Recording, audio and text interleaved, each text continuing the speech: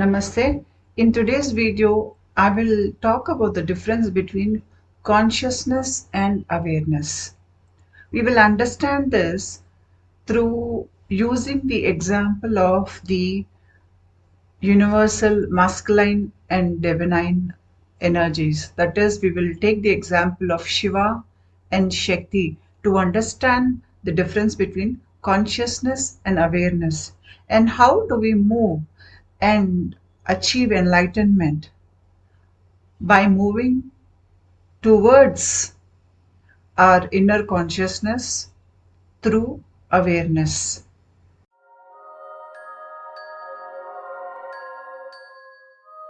What is awareness, and how do you know you're living with awareness? Awareness can be of many types. One is to understand your physicality. At another level, it is understanding about your emotions, how you feel in a particular situation, how well you can manage your emotions in a particular situation.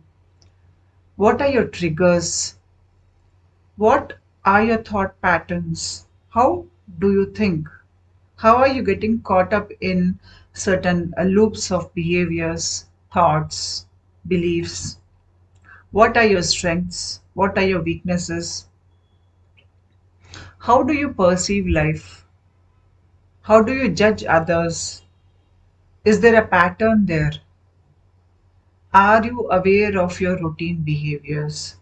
Do you ask for feedback from others about what you need to change about yourself? That is, do you ask people who care about you, who are your real friends? Do you seek constructive feedback? Do you introspect? Do you spend some time in a day going inwards, trying to analyze the day, trying to analyze how things are moving in your life, how relationships are in your life, where are you focusing your life? Are you focusing it mostly into one direction? Are you just mostly into work or earning money? Or are you mostly focused into relationships? Are you only into, uh, you know, trying to function in crisis? Or are you spending some time towards learning? You need to be aware where you are investing your time, your money, your emotions, your thoughts. This will show you how your mind is working in certain deeper, darker layers which are otherwise not available for us so readily. The information is locked. So it is only when you probe, when you question, you start coming into awareness, and the more you do it, it feels like the universe is also encouraging this. So a lot of external events also will come into your life which will allow you to enhance your learning about yourself, your relationship with lot of things in the universe, and your own relationship with yourself and with the divine. And the highest form of self awareness, I would say, is the enlightened consciousness. Enlightened consciousness, this comes through a profound spiritual awakening process where you are able to move away from the lower limited I identification to the universal I.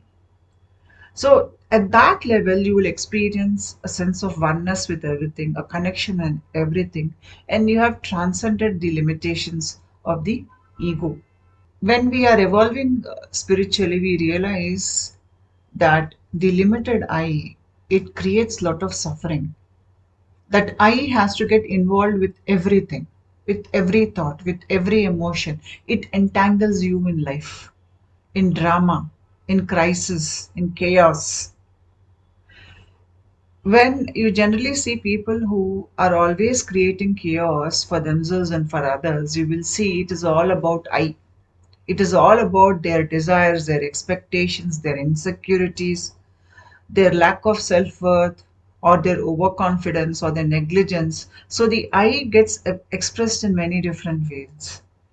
Whatever ways and means the I gets expressed, there is lot of drama. Here, the person's awareness is totally externally focused.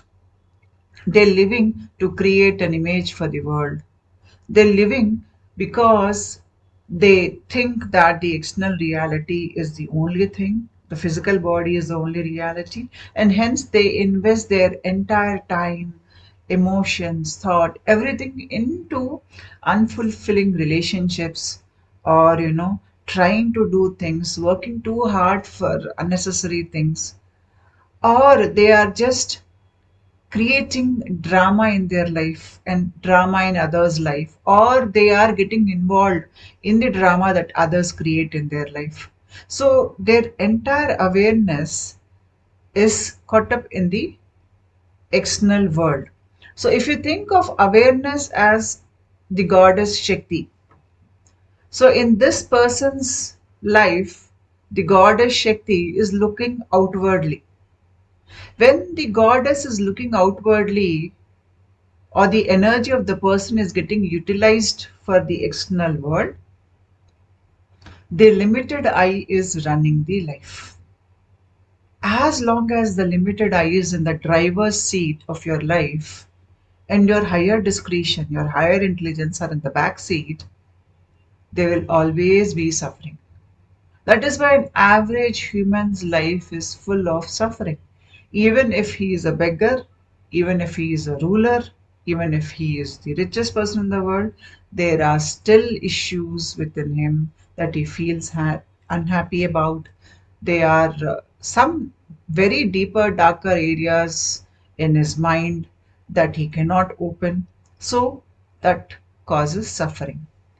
As long as the person is looking externally, the mind which is there internally, it is operating. Generally a mind operates from various levels, that is the conscious, subconscious and the unconscious. In an average person, the conscious mind alone is utilized in the wakeful state, because the subconscious and unconscious mind are locked away and you cannot access it. It is impossible to access it. Only a spiritual awakening process will allow you to open the doors of the subconscious mind. Until then, everything about it, all the matter that is there within it, it is beyond our awareness. So, in the conscious state, a person is externally focused. And here, all his energy is getting utilized towards the external world. Anything that pains him, anything that he wants to ignore, repress, everything goes into the subconscious mind.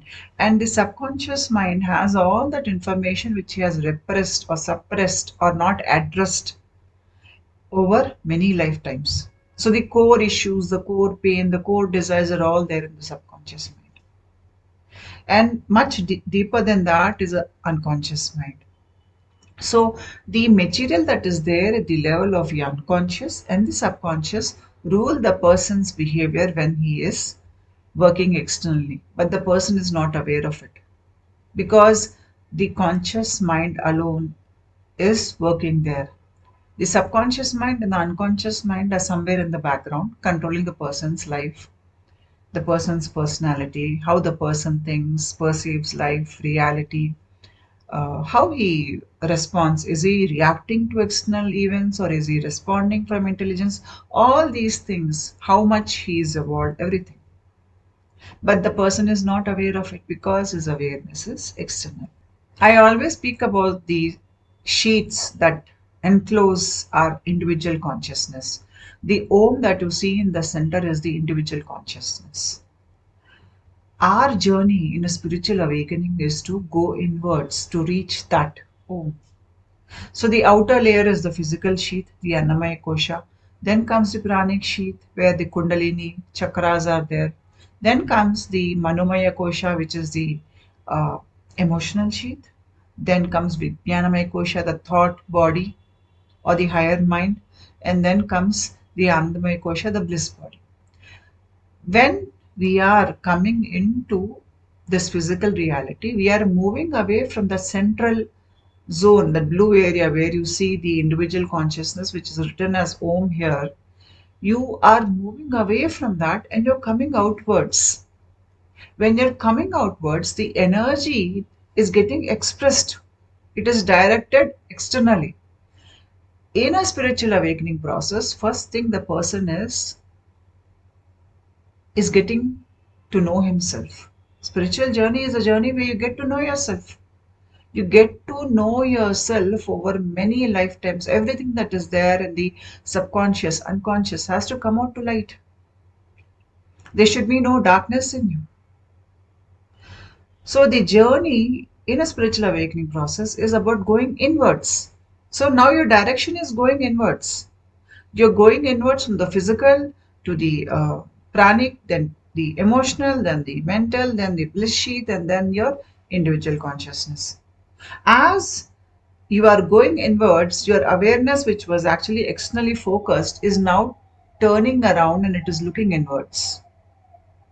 Therefore, you are now looking inwards. Until now, your face was looking into the external world. But when you are doing the spiritual awakening journey, you cannot do a spiritual awakening journey by looking externally. You have to turn internally. You become more aware. You are directing your energy inwards now. All that energy which you are investing in the physical reality, thinking that it is the only thing, now you understand there's something beyond that. There's something within which needs to be explored. You're trying to understand yourself. Who am I? What am I? So now you are focusing your energy inwards. So you are reflecting upon yourself. You're trying to understand the external reality. You're trying to learn from the external reality, and now you're using the external reality as a mirror to correct yourself, to understand yourself. Because you understand that anything that you are seeing in the external reality, it is coming from within you. If you think of the individual consciousness as Shiva, that is what we become at the end of the spiritual awakening. We become like Shiva. What is Shiva? What is Shakti? I will tell you in a little while. We become that witness consciousness that is watching life unfold. So here we understand that anything that we experience in life, let it be good, let it be bad, everything comes from within us. The seed for our creation is within us. We understand this. And when we understand this, we take more responsibility for our life, for our actions, for our thoughts. If something goes wrong, instead of blaming somebody else totally for the incident, we try to understand how much of that is coming from within me. Maybe I'm responsible for maybe 50 or 60% of what is happening there. So I take total responsibility for that 50 or 60% that comes from within me. When I take the total responsibility for that, I'm living with more awareness. Somebody who does not take responsibility cannot live from awareness. Generally, people whom you see who are reckless, who keep on blaming others, who don't take responsibility for how they feel, how they think, they are not aware. They are just living life from, the fight and flight mechanism where they're trying to avoid pain or they're doing something to gain something out of it. So it is just the desire or the need to avoid pain. This is what is driving their life. And as long as somebody is living like this, they are not aware of themselves. They are not aware how their thoughts, actions, behaviors affect others. All these people, they live unconsciously, transferring the pain they have received from others to somebody else. They don't understand that they can process their emotions within themselves. They can transmute pain uh, into forgiveness. They can transmute anger into knowledge, into creativity, into spiritual growth. They don't understand this. So they are the kind souls who, even when they receive pain from others, they transmit that pain into forgiveness. They let go of things and they transfer only love, joy, and happiness to others. So, such people, they spend their life raising the consciousness of themselves, the earth, and the people around them. But such number is less. Mostly people, if they receive pain, They just transfer the pain to somebody else because they don't know how to process the pain within themselves. To be able to do that, you must have a level of awareness.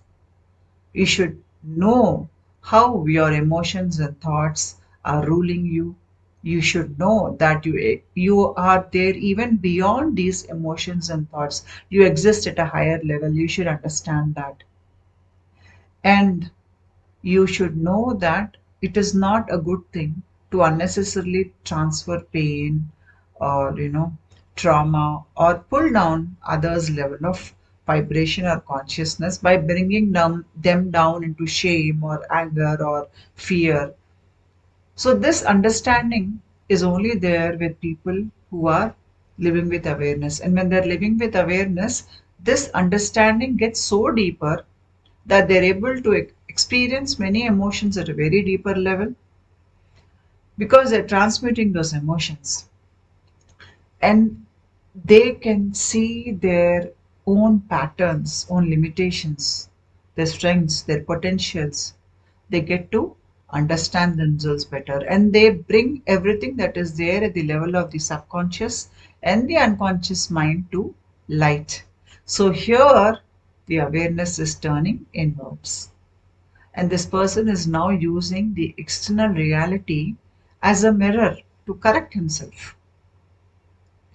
Before that, when the person would see that there is a spot in the reflection on the mirror, they would take a piece of paper and rub the mirror. They thought that the spot was on the mirror and not on them. But now this person has the awareness to know that that spot is not there on the mirror, it is there on me. So when I rub my face, the mirror gets clean. Here, the person is not trying to control the external reality. Rather, they're using the external reality as a reflection so that they can control themselves. So, here, the trust issues, control issues, self worth issues, insecurity issues, all these things are out. How are they out? Because this person is now more inwardly focused and their intention is to change themselves. And when they change themselves, they automatically come out of all these issues that were there as part of their psyche. Because we get wiser in the awakening process, because we are self aware, we get wiser. We understand that everything in this world does not happen because of me. That I, which is constantly feeling important, which feels anger, which feels, lack of self worth, which feels shame, guilt, etc. This I is no longer running the show here. Now it has gone into the back seat. The higher discretion, the higher mind is now running the show. The more your higher mind comes forth and is handling your life, you step back and you allow the higher mind to flow through you, you realize that the world does not revolve around you. Most people who are not conscious make every small thing about themselves. It is just me, me, me, my, me. For every small thing, that I comes out and does a drama. So, when you learn to step back and you watch life, you realize that you are just a speck in the grand scheme of things in the universe. And the scheme of the universe runs whether this limited I is there or not. You realize that this I, which is jumping so much, is actually causing suffering to you. You learn to step back, and then you are able to see how you are behaving as a third person. You can see a situation, you can see how your behaviors are affecting others. You become more self aware, and the more self aware you become, the more inward focused you go. You understand and now start respecting others' perspectives. Earlier, a person would argue that they alone are right and everybody else is wrong. They are the know all. But now you understand that there are multiple perspectives to something that is happening. And at a higher level, it does not matter much. You are no longer ruled by your biases, your prejudices, your judgments, because you realize that your judgments, they come out because there's something within you that you need to correct. When you're judging somebody else, you are just taking those darker areas within you because you have not addressed those darker areas within you. We just unconsciously, we are projecting this onto the external world, onto a particular situation, onto a particular person, and we are judging and devaluing the other person. We devalue somebody, we judge somebody, we put them to shame because we have not dealt with our judgments. You understand this very well at this level. And now, here, instead of putting somebody else to shame, you would rather work on seeing how you are judging people, life, and yourself. You understand you need not be harsh upon yourself also. When you are able to forgive others, you can forgive yourself also. And now you are better at controlling your emotions, your thoughts, because you realize that the source of all thoughts, emotions, it is not you, it is not the actual universal I. The source of thoughts, emotions, it comes from various layers of your mind. And it is not necessary that it is your thought. You think it is your thought, and that is why you are subscribing to it or you get tied up with the idea. But at this level, you have the intelligence to understand that these thoughts don't belong to you either. And that is when you step much inwards, you go inwards to your universal consciousness. Now, what happens when you practice awareness over a long period of time? First thing is you will heal. People need to heal from past trauma, pain, betrayal. They have to forgive themselves. They may have done something wrong. They feel guilty about it and they ruin their lives. People even go to the extent of committing suicides. So, when we heal, the inner darkness is coming out to light. And once the darkness within us is resolved, we don't experience these things like shame, anxiety, guilt. Now we are more productive, we are more compassionate, we are more kind. We are not passing on hatred or pain to somebody else. We are not creating chaos or drama in our life. Rather, we become the problem solvers. Your personality turns beautiful. People can learn from you. You become a better leader, a better teacher, a better counselor. You know how to live your life. Your decisions come from higher wisdom. And that is why you have good physical, mental, and emotional health. A more stable life, which is productive, creative, intuitive, and which is benefit to the world externally. It benefits the Mother Earth and it benefits your family and it benefits you also. So, the spiritual journey, it actually starts, the actual journey starts after you have nearly healed yourself.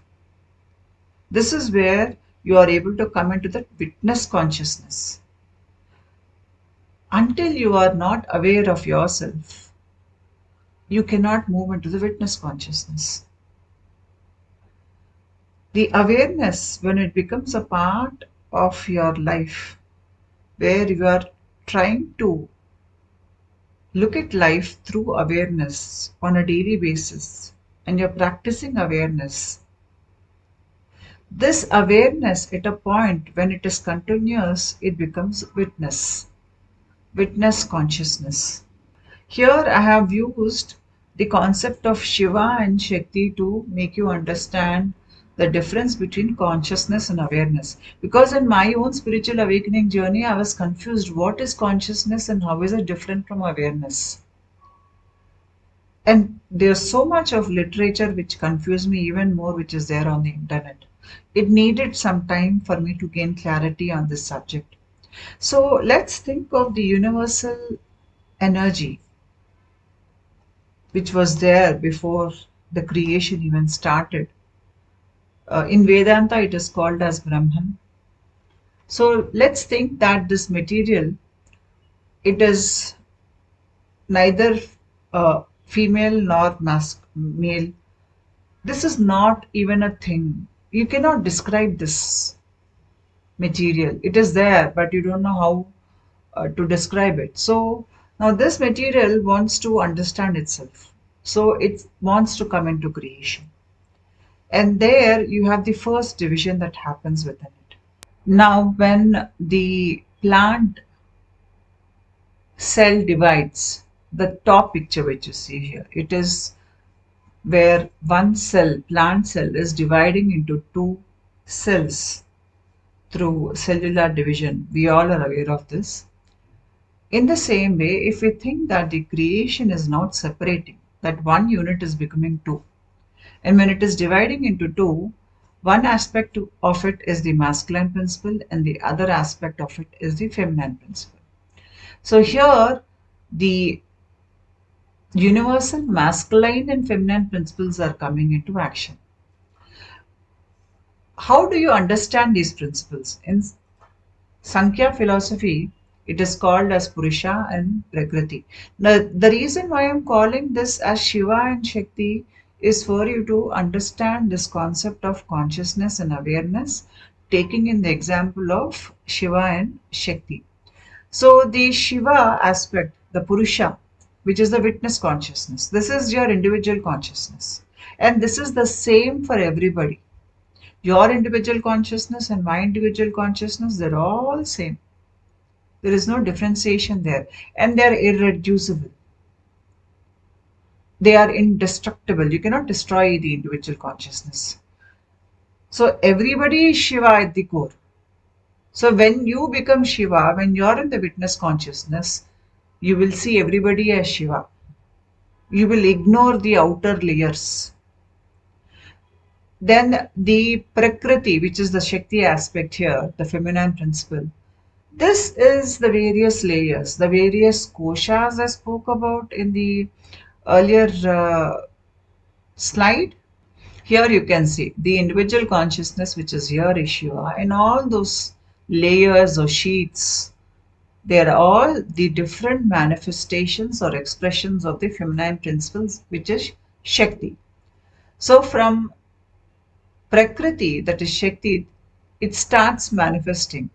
First, it undergoes a lot of transformation, then the buddhi or the universal mind comes out of it. From the universal mind comes the ahankara. Ahankara is that self-identity, I. And from ahankara comes the three gunas, which is the sattvic, rajasic and tamasic. These three gunas are the building blocks of the universal at the physical level and even at the level of the body, mind. From the sattvic nature of the ahankara comes the mind, manas, and the five sense organs. From the rajasic comes the five uh, karmendriyas, that is hands, legs, anything that moves and talks, that is the rajasic, because rajasic is all about doing. And then tamasic comes the physical body. So here the Shakti is expressing itself in various ways, in various layers. It's not just the earthly existence, even other dimensions, other beings, lower beings, higher beings, animal, plants, everything are just the various expressions of Shakti.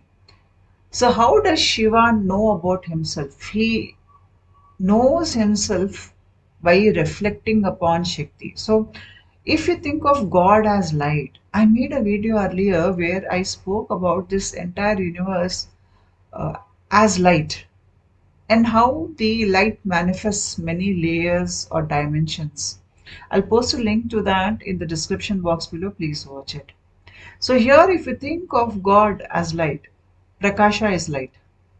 So, Shiva is light, then Shakti is the ability to self reflect. So, Shakti is showing Shiva about himself, what he is. That is what Shakti is showing to Shiva. Shiva is light. Then, if we look at our body, the various chakras, they are expressing a spectrum of the light. And light is the basis for all experiences. Even at the level of the atoms or molecules, there is exchange of energy as light photons. This happens constantly. We know that we exist because of light. There is the sun, which is there, and when the sun is not there as the light, we have the moon. And when the sun and moon both are not there, you are still aware that you are present because of the light that comes from inside, the light of the self. Because you have the light of the self, you know that you exist. Without that light which is there, you will never know that you exist. You don't exist. You exist as a light, a spark of light, God's light. And this light is called Prakasha, and this is the Shiva Tattva or the quality of Shiva. So, here, if you look at the picture, you will see that a man is pondering over his image or looking at his reflection. So, the person who's watching is Shiva, and that reflection is Shakti. So, this person is trying to understand his reflection. So, Shiva is reflecting upon that image of Shakti and he's trying to understand himself. Generally, people say God is all knowing, but I think God is ever learning. I think He created, he or she, I won't even call it as he or she created a universe to know himself or herself even better. And how does God know himself better? I think he knows himself better because he is learning through all of us. All our experiences, all our learnings are the learnings of the universal consciousness. The universe is trying to understand about itself through the experiences of the various individual consciousness. This is how I would define the universe. So the universe is the playground or the dance of Shiva and Shakti. And that is why in many images you will see Shiva and Shakti dancing together. When they dance together, there is this play of life that is going on, where Shiva is the consciousness and Shakti is the awareness. This division of Shiva and Shakti, from which the universe gets created, various dimensions, various beings get created, this, even at the level of our body and mind, here also there is a division between the Shiva and Shakti, that is the masculine and feminine principles. As the consciousness is coming downwards, it keeps on dividing. To come down to the level of earth, it has to further divide, and then alone can it anchor itself in the earth dimension. When we are spiritually evolving, we are overcoming this division, or we are uniting within ourselves these separated masculine and feminine principles. And because we are uniting these energies within us, we are evolving in consciousness. So, this division in the human body and mind, you will see it in the level of the body and even at the level of the mind. The body, every person's body, you can be a man, you can be a woman. There is no 100% man or 100% woman. Here, every individual's body is divided into two. The left side is totally the feminine energy, and the right side is totally the masculine energy, whether you are a man or a woman. And that is why a soul can incarnate both as a man and as a woman, because the ability to be born as a man and as a woman is there inherently within you.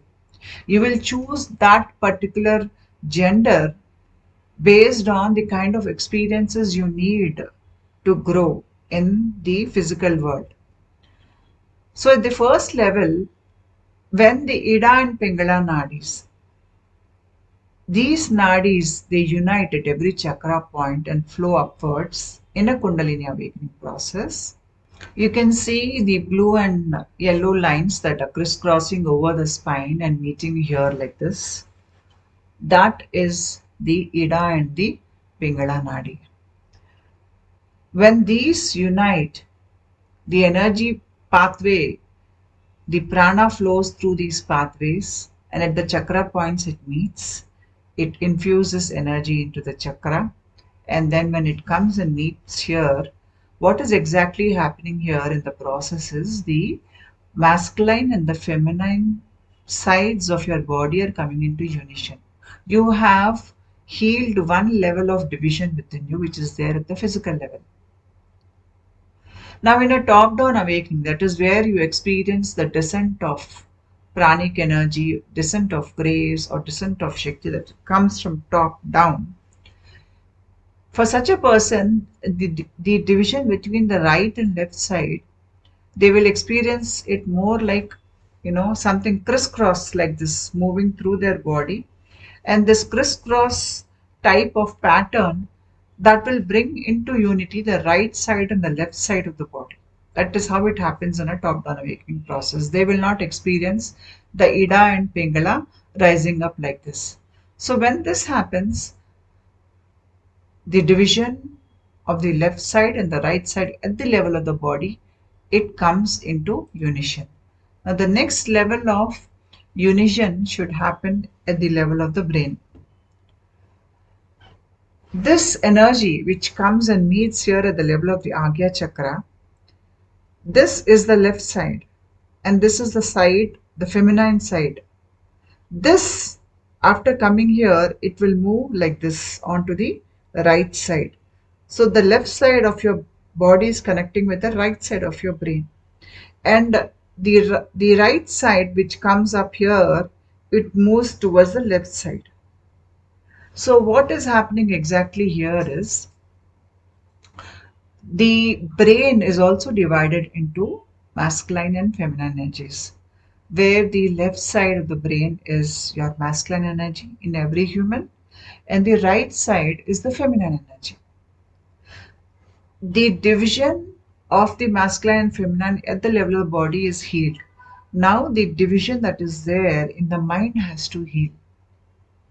The two brains, the right brain and left brain, which were working separately, at this level, new level of wiring, neural connections or neural pathways get formed between both those brains. And after the spiritual awakening process reaches the level of culmination, the both brains work together. They get united to work together as one. So the division of the masculine and feminine energies at the level of the brain is also healed. So now, because this person has healed within, and by this time, all things which are there in the subconscious, unconscious of the mind have come out and they got healed. Everything is brought to light. I told you, the consciousness is light. So any dark areas within you which you have not dealt with, until they don't come to your awareness, you cannot heal them. You need to first recognize. That recognition, is what brings release. So when you are aware, you will recognize. And when you recognize, it comes to light. And when it comes to light, The more you are doing this, the more the brains unite and they start functioning as one unit. When this is happening in your body, you will notice that a lot of activity at the heart level will be happening, because there is a division between the heart and the brain also. At this level, the division between the heart and the brain, that is also coming into unison. So as we go more and more into awareness, we are questioning ourselves, the more we are allowing the right and left brain to unite. To understand this concept better, we can take the examples of waves. We all are aware of waves. So when you create a wave, a sound wave, the wave gets propagated forwards.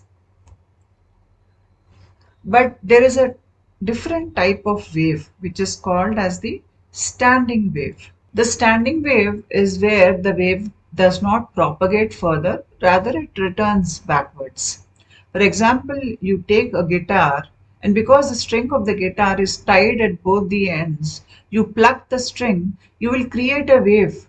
This wave goes forward, and then because it cannot move any further, there is an end point, it returns backwards and it flows backwards. Now, the strength of the wave that is going forwards is equal to the strength of the wave that is returning, because the returning wave is the reflection of the ongoing wave. Now, let us understand the concept of consciousness and awareness by using the example of the standing wave. I already showed you this picture where I said that there was a division in the universe and where the masculine and feminine principles have divided. And here you can see a standing wave. So we can understand the concept of Shiva and Shakti better by understanding the link between consciousness, awareness, and that is through the concept of standing wave. So I said standing wave is a wave between 2 points, where when you are creating the wave goes down further, and at the end there is no way to move ahead, so it returns backwards like that, like the infinity symbol. It goes the original wave and then it returns the reflection wave. The going wave is Shiva. The returning reflection is Shakti. For example, you're standing in mountains and you're shouting, you're calling out. You listen to the echo. So the call is the original wave and the echo is the returning wave. For example, you're standing in front of the mirror and you are watching yourself. Your form is the original wave and the reflection is the returning wave. This is Shiva. This is the returning thing is Shakti. So consciousness is the original thing and the returning thing is awareness. So consciousness and awareness, when they work together in unison, you are healing and you're returning to unity. But when the consciousness is not reflecting upon its awareness, it is externally focused into the external world. So the spiritual journey, the awareness turns inwards.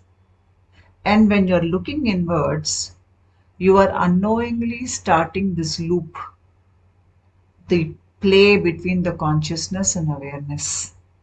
And the more you look inwards, trying to change yourself, trying to learn, at one level, you are no longer attached to your past, you don't care about the future, you are living in the present moment in awareness.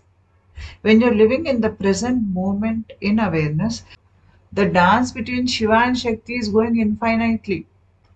And that is why this is the infinity symbol.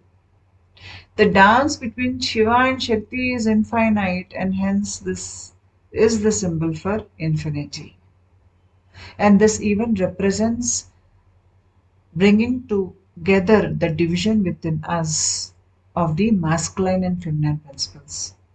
Because the original creation came from the Separation in masculine and feminine principles, our return towards our universal consciousness is about bridging the separation between the masculine and feminine principles.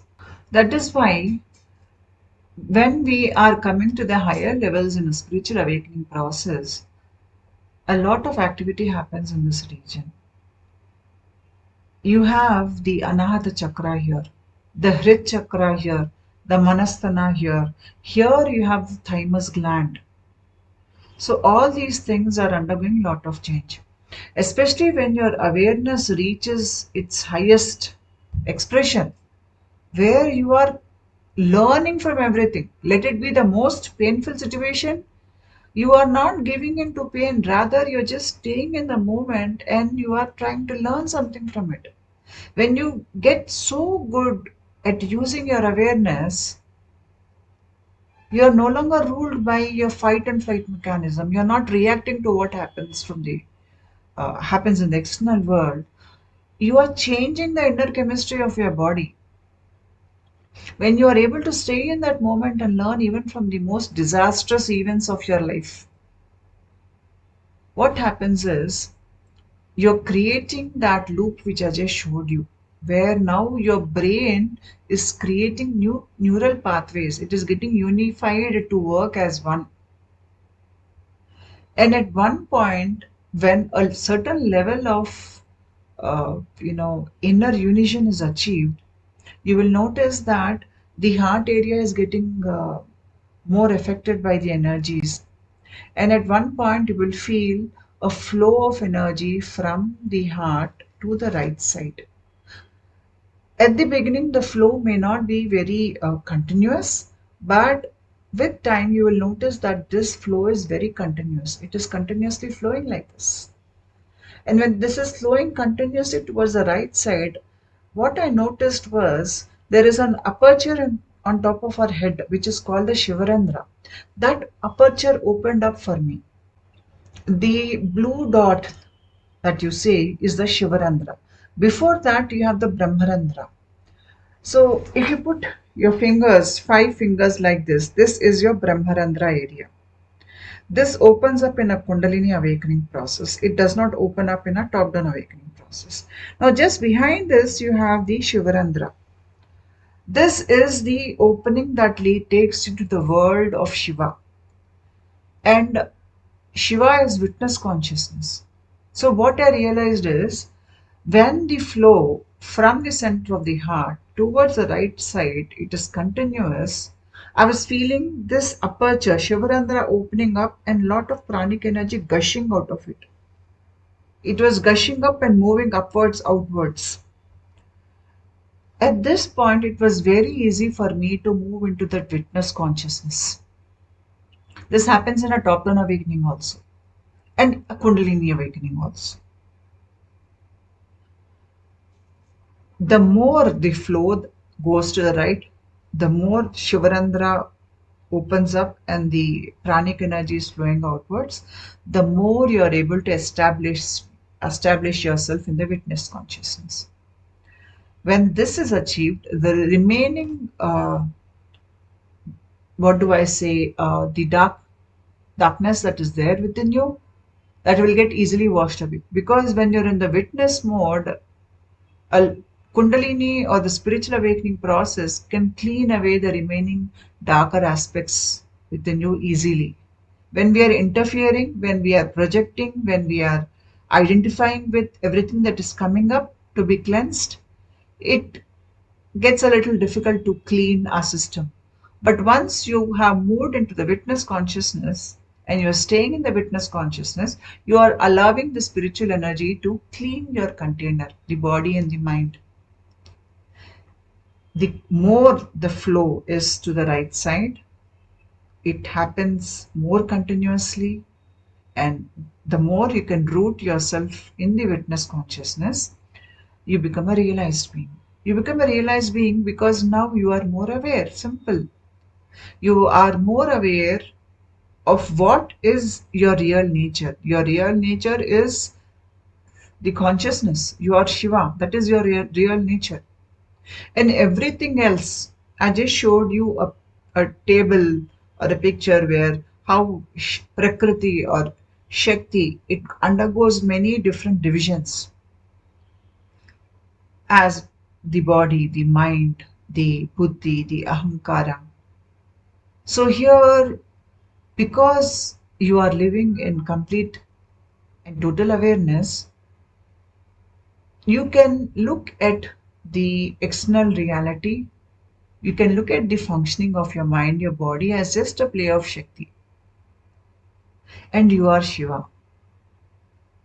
So, the individual I, which was running your life until now, that individual life gets replaced by a higher level of awareness.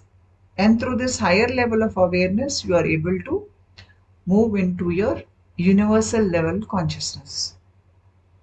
The universal level consciousness, it works differently. It is a witness state, and this person is always in that state, so they are not affected by the sufferings that a normal person is affected by. And at this level, the thymus gland also becomes very active. This is the thymus gland. The thymus gland in a normal person, it is active till the age of 15. At the age of 15 it shrinks. Thymus gland, it produces T cells and it is connected with your immunity. Hence, after this shrivels, it becomes small. It is nearly inactive for the rest of the life. As we age, we fall sick. We develop many different ailments. But at this point, the thymus gland, it again uh, opens up. Hence, you will feel pain in this region, especially when the heart activity is very high. You will feel a lot of pain in the region of the thymus gland. When I touch here, I feel it's sore here. In the spiritual awakening process, when you come to a certain level, the thymus gland is again functioning and it has an effect in your spiritual evolution process. But this play of consciousness and awareness, what is the starting point of it? Or what within us can increase this play? In my experience, it is your ability to learn and your ability to stay in that learning mode. You will notice that there are a lot of people around you who do not learn from life situations. They just spend their life reacting to life. They don't learn, hence they don't grow. When you are learning and when you are putting in an effort into changing yourself, I believe that every soul is struggling at its level to move to the next level. So when you are putting in that extra effort to learn and to grow, that changes the inner workings of your body and mind. Because for spiritual transformation, you must have the ability and the inclination to change yourself. If you do not have it, I mean, change in a positive way. You will notice many people cannot do it, or they do not want to do it, or they already think that they're so good that they don't have to work upon themselves. And mostly when you watch these people very closely, they're very delusional. They have personality disorders.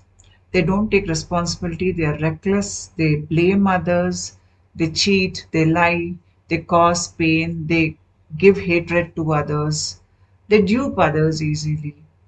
They are not, responsible in relationships or when they take up a job. They're looking for easy ways and easy means. So such people, they are different. Their body mind works differently from somebody who's focused upon changing himself. And what is that difference? Our ability to learn something from the outside world, or our ability to learn something about ourselves, it comes from a neurons called the mirror neurons. These mirror neurons allow us to look at something externally. For example, somebody is doing something. They are, using a tool, a new tool. Now you're watching how they are using the tool, and next you are able to do it. This is because you have something called the mirror neurons. These mirror neurons, they allow you to learn from what you see outside. And even to understand yourself inside, to reflect upon yourself, you need these mirror neurons. So I told you that when you're looking at a mirror, okay, the person standing in front of the mirror is you. And then the mirror is reflecting back to you your reflection. So to have a mirror, you should have those mirror neurons. These are the ones that allow you to reflect upon yourself or to observe and learn from the external situations. So when somebody with a personality disorder, if you take their example, now do these people have mirror neurons? Yes. But are their mirror neurons working properly? No. They have dysfunctional mirror neurons. If the mirror neurons are not working properly, the person can be judgmental. That is, they project their own darkness onto others and blame others. They don't accept, they cannot heal, they can be cruel, there will be lack of empathy, they'll be very negligent. They don't take responsibility and they can destroy everybody's life, and they will still not think that they have done something wrong. They are not learning and growing, and they're incapable of learning and growing. It will take them many lifetimes. The spiritual transformation process is not a mental concept. There is a change that is happening within the body. That is why a spiritual transformatory process can go on for many, many years. When we have evolved spiritually, the mirror neurons are working well, and because we are learning and we are focused on changing ourselves, we can even increase the number of mirror neurons in our brain. These mirror neurons are especially there in the parietal lobe and other parts of the brain, but the more increased activity of the parietal lobe. This happens when we step back from the I, that individualized I which is creating drama and chaos in life. When you realize that that I is not very important, and when you step back, you don't take that I anymore seriously. That is when your parietal lobe, it functions well. Now you will see or experience increased activity in this area of the head, and the mirror neurons are there in other parts of the brain. So the strength and the density of the mirror neurons also will increase. These mirror neurons, they allow us to learn new skills, new behaviors. You like to spend your time with people whom you admire. There's certain qualities in that person you admire, and you are learning from those qualities of that person. So people with more mirror neurons, more well functioning mirror neurons, are empathetic. They're kinder, and they are able to understand themselves and the external world correctly. They have more motivation to do things, and this motivation is an intrinsic motivation. That is, it comes from inside. They like to use their time and life productively, and through their work they help a lot of people. They have many positive habits. Mirror neurons are used in planning, in coordination, controlling, abstract thinking, all these things. And in people who they practice mindfulness meditation, they practice empathy, they are self reflecting, always learning. In them, the mirror neurons function well, and the mirror neurons quantity is also more. So we can actually change our brain in such a way that there are more mirror neurons. And this you can do by living in awareness. When you make it as a practice to live in awareness, and you are reflecting upon what happened in the day. For example, once you finished all your day's work and before retiring to bed in the night, you take some time out. You sit down, you reflect upon what you did, what others did, what you can learn from the day, and you are trying to live in the present moment or in the awareness for at least 22 minutes to half an hour. You are allowing the mirror neurons in your body to help you to understand life, and you are even strengthening these learning pathways within your brain. One more thing I noticed is the mirror neurons, they work well when we feel safe. So as we heal ourselves in the spiritual awakening process, at one point of the awakening, you feel safe. For many, the spiritual awakening process starts because their safety or survival needs were not met. They have this feeling that they are unsafe. And this feeling that they are unsafe, as long as we are in that feeling, we are in the fight and flight mode. We are not able to learn. That ability within us to learn is diminished. That is why, in the first few years of a spiritual transformation process, the process is difficult because we are still not feeling safe. Many of us don't feel safe. The process itself feels threatening. We think that the process is here to cause us pain, to destroy us. So we are not feeling safe as such because the spiritual transformation is bringing a lot of repressed things within us out. As such, we don't have the feeling of safety. In general, many of them don't. On top of it, we feel more threatened by the spiritual transformation. But at the much matured levels of this process, you will reach a level of, I can say, a new level of intense safety where you feel very safe. It feels like the universe is protecting you. You feel like you're in a cocoon and you can trust the universe. You can trust the higher divine because it knows what it is doing. But before you can go till there is this struggle where you don't feel safe. So when we are in that area where we are not feeling safe, during the transformatory phase, we are mostly reacting to our thoughts, ideas, the external situations. We are crying, why me? But then that transformation will take you a little forward where you move away from those type of ideas into learning, appreciating what this transformation is bringing you, and understanding that until we don't face our inner darkness, we cannot come to light. So once we start coming into light, once we've healed some aspects of us, we start seeing more light. Now we are more able to reflect upon ourselves. We are able to change ourselves and we don't feel threatened at a higher level by whatever that is happening around us.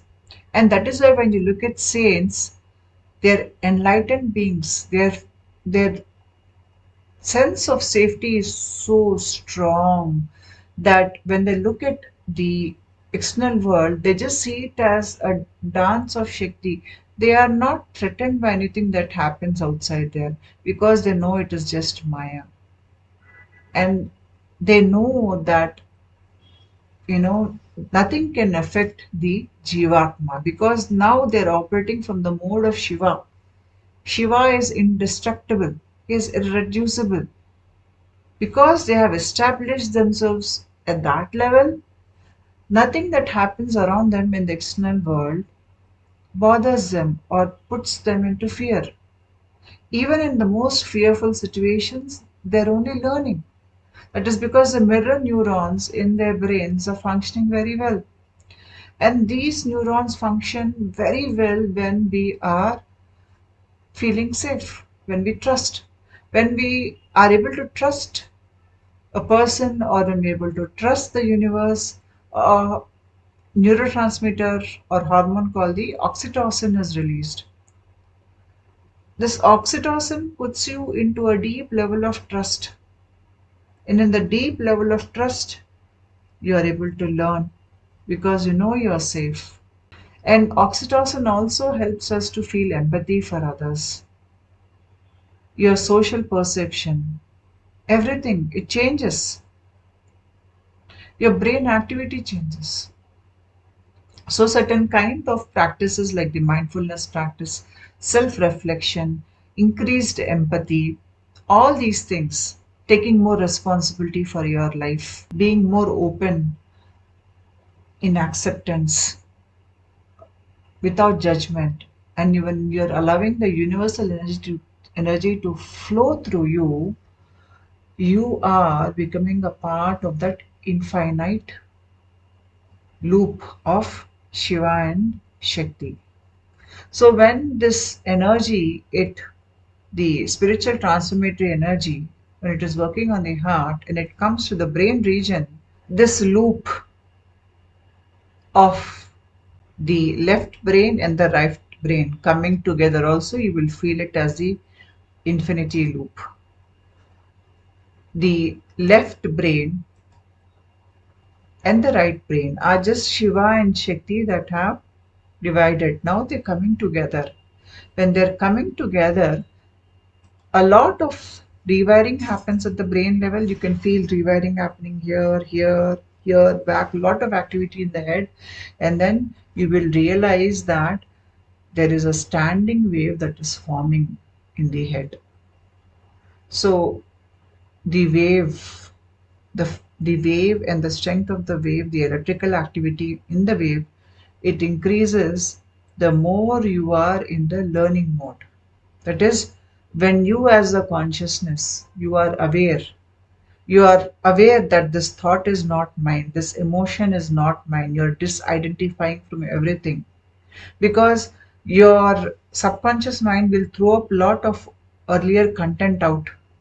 It will bring a lot of hidden things within you out. And when you look at these things from that witness state with full awareness, and you tell yourself, this is not me, this is not me. I am just the witness consciousness. The more you are in the witness consciousness, the more the two brains, you can feel the energetic loop moving between the two brains. And this energetic loop is similar to the loop I just showed between Shiva and Shakti. This is the loop that gets formed in your brain, where I just defined to you that this loop is like the loop between the consciousness and awareness, Shiva and Shakti. So the dance between the consciousness and awareness, it is expressed as this infinity loop which is formed because of the right and left brain coming together in your head. This is the picture of your Agya Chakra system. The lower part of it, which looks like an eye, is this region here, the third eye region. And when you go up, you have different chakras. I put a blue arrow where you can see a structure which looks like a plow. This plow is actually not a chakra.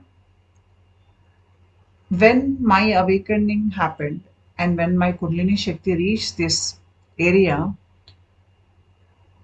this plow, I understood from my experiences that the cross that you see on one side, where you see something like this at one end of the structure, that is the crisscrossing of the energies at this level, like this, where the left side of your body connects with your right brain and the right side of the body connects with the left brain. This crisscross connection is that which you see there. And at the other end, you see that plow facing upwards. That is the direction of the energy flow which comes out of the Shivadvara here. So when this brain is connecting like this with that loop getting formed inside your head, the Shivadvara opens here. And when this is opening here, your thymus gland gets activated and there's a flow that flows from the center of your heart to the right side. This flow like this is somehow leading upwards, and it is coming out of the Shivadvara here. This is what I feel at this point of my evolution. Maybe later on, if my ideas or my experiences give me a different flavor, then maybe I will give you a different side of it, the different explanation to the flow of energy. But as of now, this is what I have understood. And as long as we are established in the witness consciousness, we are not affected by the drama of life. I've used this concept for you to understand the difference between consciousness and awareness. There are different paths in a Kundalini awakening process. I mean, different paths in the sense that they're different schools, and they teach you different methodologies of achieving the witness consciousness or the highest state in a Kundalini awakening process. Now, in certain schools who are typically the goddess oriented schools, they will say that the light at the top that you see, when you bring the entire darkness into light, that light as universal consciousness, that is just the goddess in the form of light. So if you take Kashmir Shaivism, where Kali is the goddess, at the highest level, she is Jyoti Swarupa. That is, she is like that light, the light of consciousness, and she's called as Kala Shankarshini there. In another methodology, another school methodology, she is called Kubjika. So the paths to reaching this light, inner divine light, the paths are different. And based on the experiences one has while they're walking through that path, the light is described in different names. No matter how it is described, the quality of the experience is the same. Now, when we have to understand the relationship between consciousness and awareness, do they exist simultaneously? Do they exist one without the other? How do they exist? Consciousness is there. That is the ultimate truth in each one of us. We all are Shiva consciousness. But we have forgotten that. We have forgotten our divinity. And what about awareness? Most people live without awareness. The awareness is the ability to reflect upon oneself, and many lack it. And that is why they are incapable of learning, growing, or changing themselves. They live their life not taking responsibility, shifting the blame onto others, causing pain, suffering to others. And they don't feel any remorse or guilt. They think they've lived their life well. They are not aware enough. Even to change ourselves, we must be aware of our shortcomings. So once we start developing this quality of learning, the more we are focused on learning and changing ourselves, these are the two major things. The ability to develop awareness and to live with awareness will increase the more responsibility you take. So once you're able to reflect upon yourself and where you want to change yourself, when you have reached that level of inner integrity, this is where the change happens, the spiritual transformation starts. And as you proceed, your ability to reflect upon things, it increases. It increases to the extent that you're able to get a lot of darker aspects within you. They're brought out to be resolved, they're shown to you, and they're released from you. And all the darkness comes into light. And once all darkness within you is coming into light, all the contents in subconscious, unconscious mind are getting emptied. So now you're becoming whole. The division of conscious, subconscious, unconscious, that is also getting mitigated. You are becoming whole. You're becoming light totally. The more you become light, the more you're moving into witness consciousness. Now you are aware that you are the consciousness. and you are aware that you are able to reflect upon yourself. At a very higher level, we go into states of samadhi, that is very, very, very deep meditative states. And in certain meditative states, we forget ourselves. We don't remember, we have no memory. It feels like you have got dissolved into the universe, but then there is nobody to record that experience. And when you come into consciousness, you can't recall what happened at that level. So, what is happening at that level is the consciousness is there, but the awareness is gone. So, at a higher level of vibration, the awareness cannot come to that level. So, it is left behind. And the pure consciousness rises up to the level of samadhi. In samadhi, you have many states of some samadhi. Some states you have the awareness, and higher level you don't have it. You know you had some very high level experience, but then you don't remember what it is. You can't recall it because this awareness is not there to record it. You have become pure consciousness. The Prakriti and Purusha have merged together. That is, the awareness has merged with the consciousness to become the consciousness. That division also has come together at a higher level. And only when you again come down, this consciousness will again divide into consciousness and awareness. And as long as somebody is living from that level of consciousness and awareness, they are the realized being and they cannot take on any more karma. Thank you.